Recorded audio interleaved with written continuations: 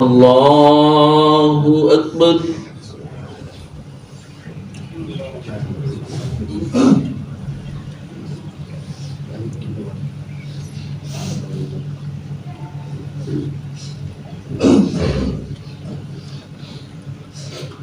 الحمد لله رب العالمين الرحمن الرحيم مالك يوم الدين إياك نعبد وإياك نستعين اهدنا الصراط المستقيم صراط الذين أنعمت عليهم غير المغضوب عليهم ولا الضالين.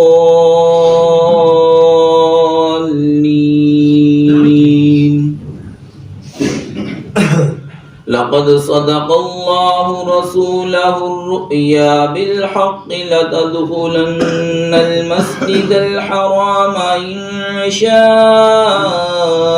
الله آمنين إن شاء الله آمنين محلقين رؤوسكم ومقصرين لا تخافون فعلم ما لم تعلموا فجعل من دون ذلك فتحا قريبا. هو الذي أرسل رسوله بالهدى ودين الحق ليظهره على الدين كله وكفى بالله شهيدا. محمد رسول الله والذين معه أشداء على الكفار رحماء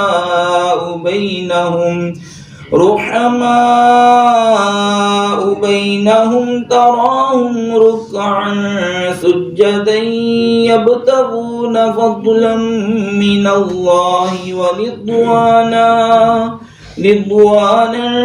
سيماهم في وجوههم من أثر السجود ذلك مثلهم في التوراة ومثلهم في الإنجيل كزرع أخرج شطأه فآزره فاستغلظ فاستوى على سوقه يعجب الزراع ليغيظ بهم الكفار. وعد الله الذين آمنوا وعملوا الصالحات منهم مغفرة وأجرا عظيما. الله أكبر.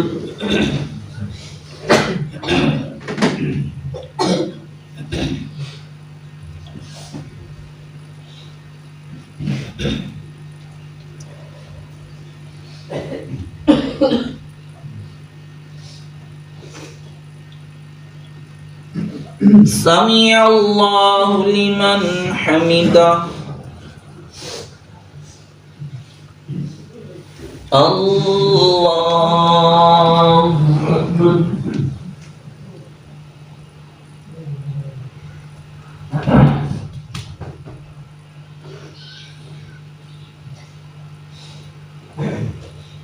الله أكبر. الله أكبر.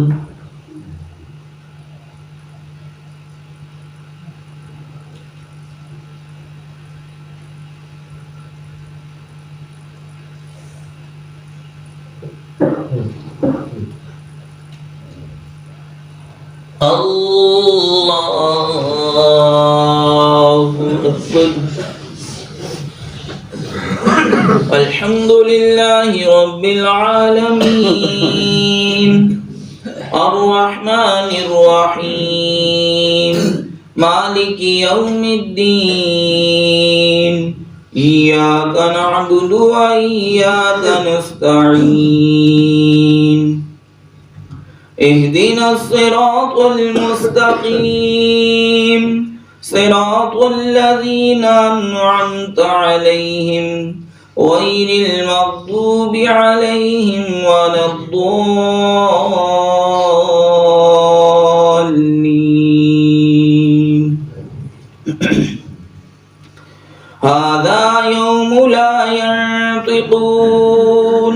ولا يؤذن لهم فيعتذرون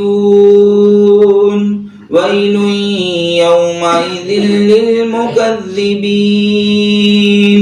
هذا يوم الفصل جمعناكم والأولين فإن كان لكم كيد فكيدون ويل يومئذ للمكذبين إن المتقين في ظلال وعيون وفواكه مما يشتهون كلوا واشربوا هنيئا بما كنتم تعملون إنا كذلك نجزي المحسنين ويل يومئذ للمكذبين كلوا وتمتعوا قليلا إنكم مجرمون ويل يومئذ للمكذبين وإذا قيل لهم اركعوا لا يركعون ويل يومئذ للمكذبين فبأي حديث بعده يؤمنون الله أكبر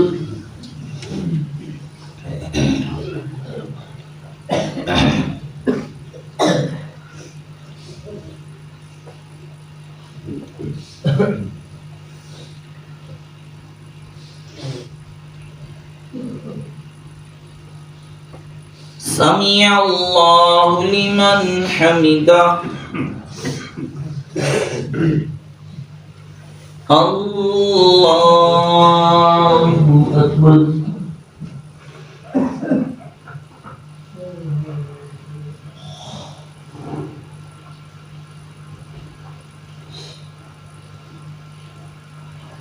الله أكبر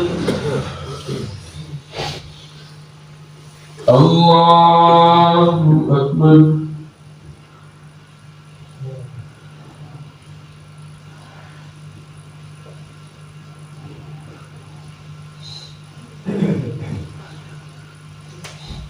الله أكبر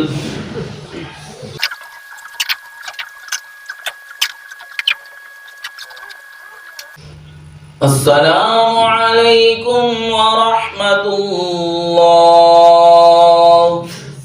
السلام عليكم ورحمة الله الله أكبر استغفر الله استغفر الله استغفر الله لا إله إلا الله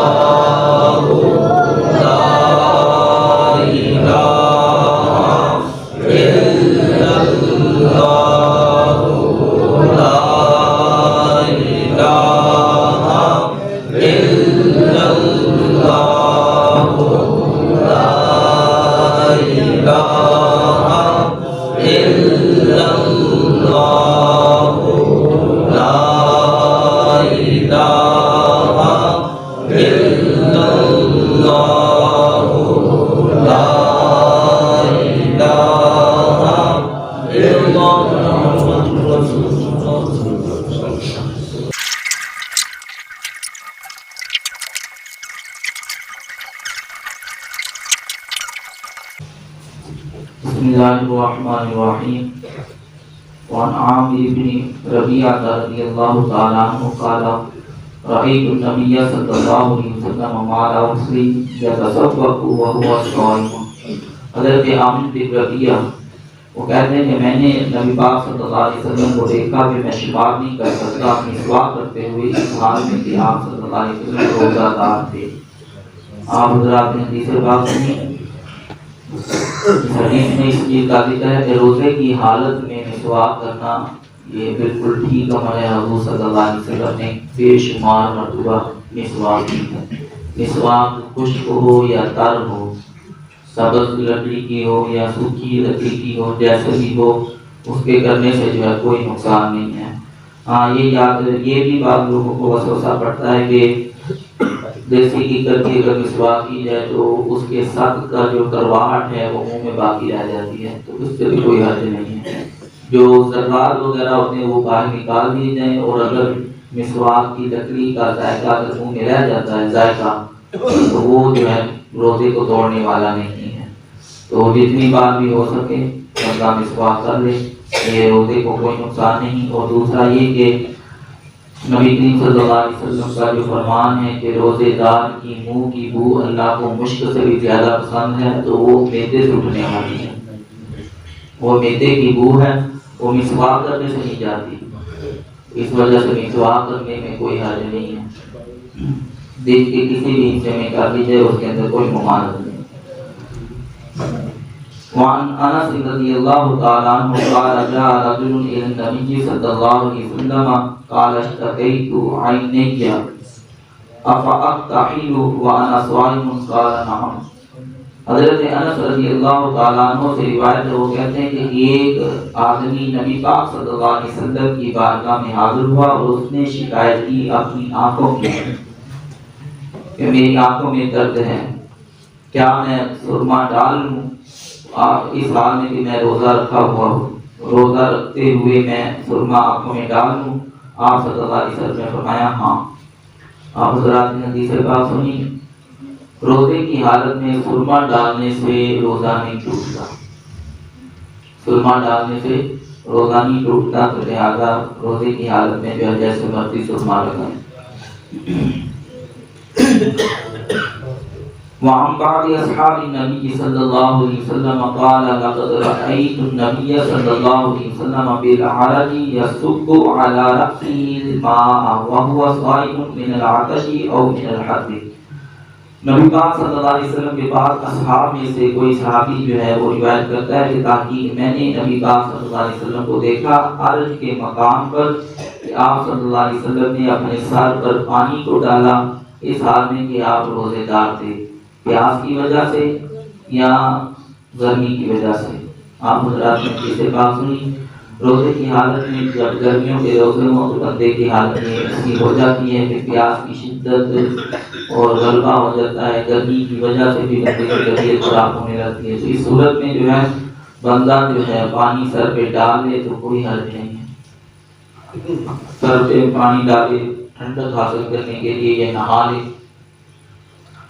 کیا روپے وہ پانی جو ہے جسم کو جب لگتا ہے تو کچھ نہ کچھ پانی جو ہے جسم کے اندر چلا جاتا ہے مسامات کے ذریعے، جیسے جب بندے کو گرمی زیادہ لگتی ہے تو پسینہ پایا جاتا ہے، اسی طرح انہی مسامات کے ذریعے جو ہے کچھ نہ کچھ پانی اندر چلا جاتا ہے۔